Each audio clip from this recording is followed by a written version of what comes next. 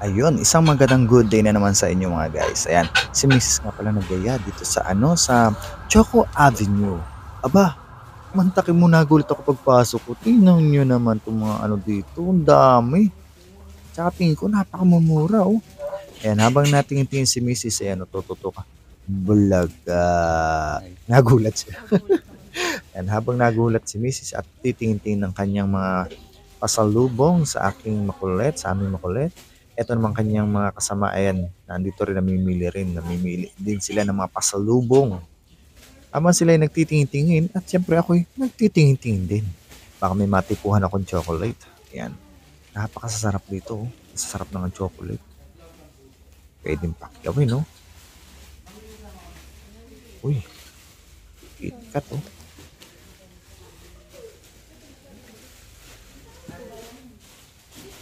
Dami talaga, oh. At saka parang buy one take one. Pinapansin ako doon.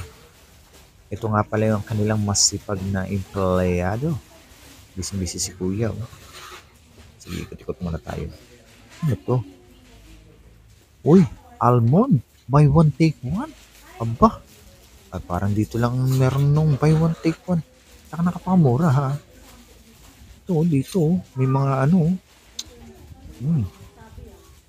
kundi lang talaga sasakit ang ngipin ko, talagang bibili ako ng marami. Ang mo 110, no? Hershey's. Ito na, nakakapila na pala sila. Yan ha. Dito nga lang pala matatagpuan yan sa Aguinaldo Highway, Palapala, Dasmariñas, Cavite. Yan. Ang pangalan niya ay Choco Avenue. Yan. Dito sa Choco Avenue, yan o, 280 KitKat. Ang laki na itong KitKat na to ha. Parang buy one take one din ang KitKat na to. Parang karamihan sa kanya buy one take one no? Ayan, nakapila na sila.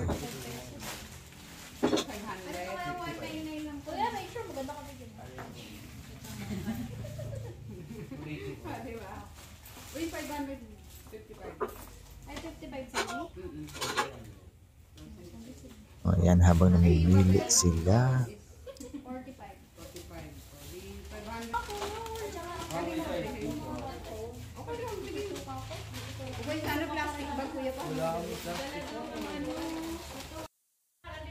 Ayan, si Mrs. Adventure, ayan na.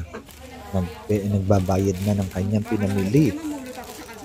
Shoutout sa'yo, kuya. At yun na nga po, maraming salamat sa inyo. Bye-bye!